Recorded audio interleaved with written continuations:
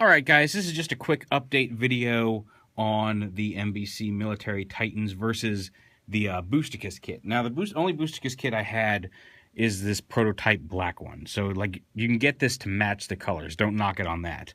I think they did the sets for all of them. You can get a BOOSTICUS set to match any version of Bruticus that you have.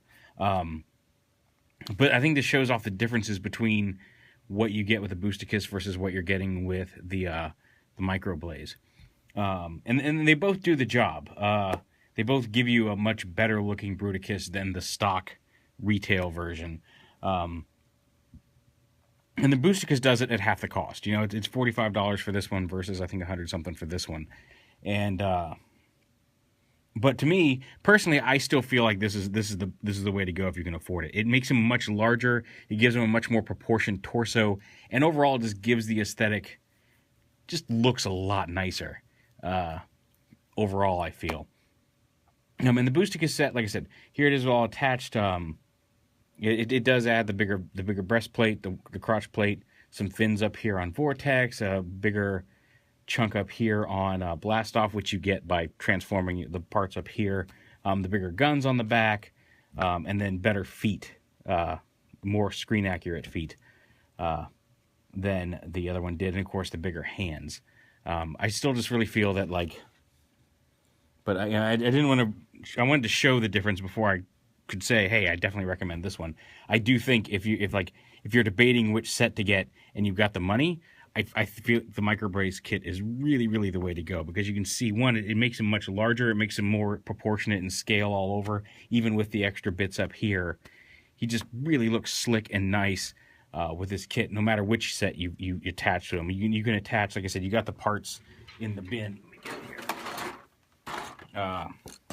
In the plastic tray, you do get the yellow and green parts that match the yellow and green on these two. So you can use either one with this set.